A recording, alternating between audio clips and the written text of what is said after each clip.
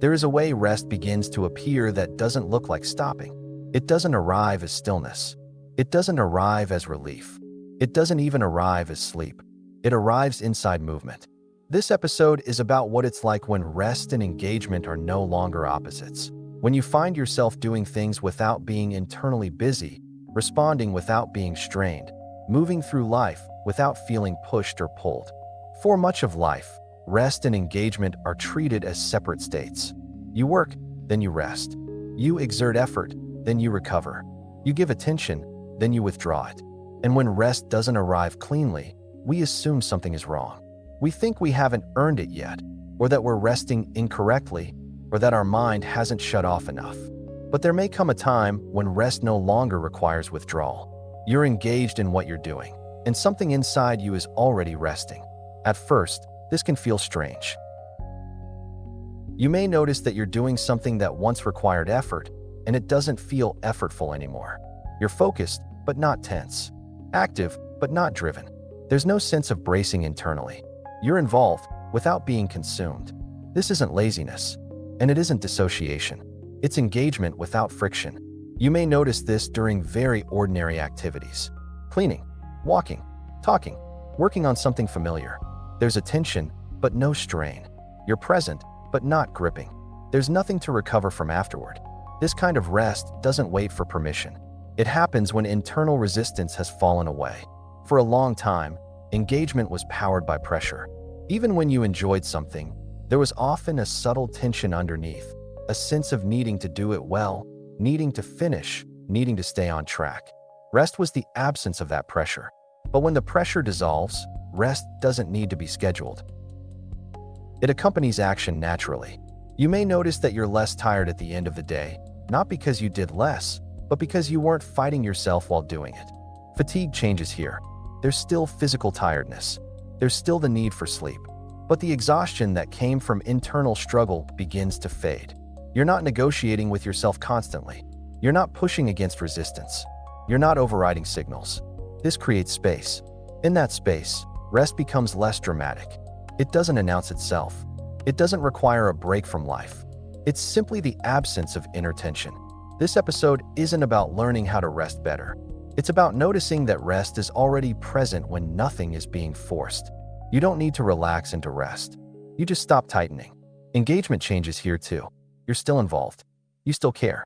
You still attend to what's in front of you. But engagement no longer carries urgency. You're not leaning into the future. You're not managing outcome. You're responding moment by moment. This can make engagement feel quieter, less intense.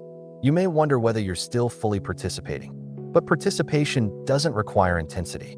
It requires presence. Presence doesn't exhaust you. You may notice that your attention is steadier. It doesn't jump as much. It doesn't need stimulation to stay engaged. It rests on what's here. This resting attention is not dull. It's receptive. You notice details without effort. You respond appropriately without planning. There's a sense of being in rhythm with what you're doing. Time feels different here. It doesn't drag. It doesn't rush. It moves naturally.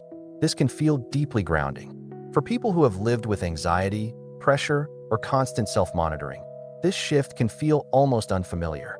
You may be used to equating engagement with tension and rest with collapse. But here, neither is happening. You're simply here.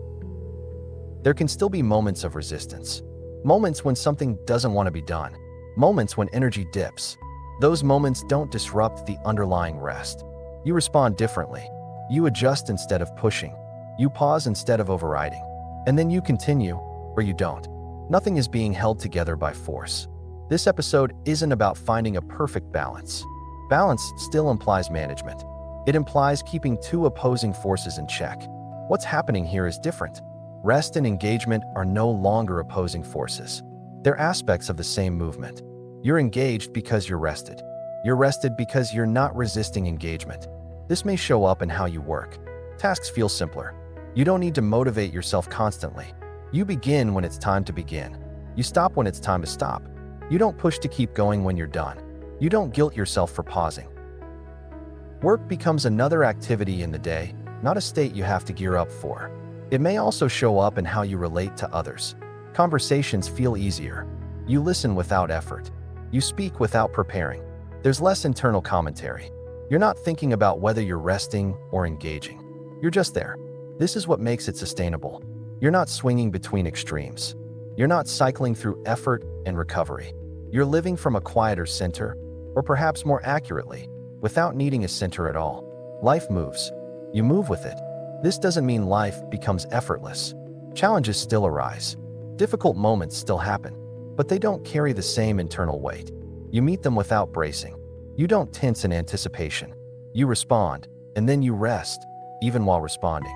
This season has been about ordinary life continuing without interruption. This episode rests right in that continuity. Nothing special is happening here, and that's the point. Rest doesn't need to look like rest. Engagement doesn't need to feel intense. They can happen together. You may notice that you're no longer looking forward to rest in the same way. You're not counting down to when you can finally stop, because something inside you isn't pushing anymore. This can feel like a quiet relief that doesn't announce itself. You don't need to name it. You don't need to protect it. It's simply there. If you're listening to this and noticing that you're doing things without feeling internally busy, that you're active without being tense, you're not missing anything. You're living from a place where rest and engagement have stopped competing. If these reflections feel like something you can return to, you're welcome to stay. Liking the video helps it reach others who may still feel like rest and activity must be separated. And if you want to keep a steady space like this available, you can subscribe, not for productivity or calm, but for companionship. If someone you care about seems steadier lately, active but not strained, you're welcome to share this with them, only if it feels right. You don't have to stop to rest. You don't have to push to engage. Life already knows how to move.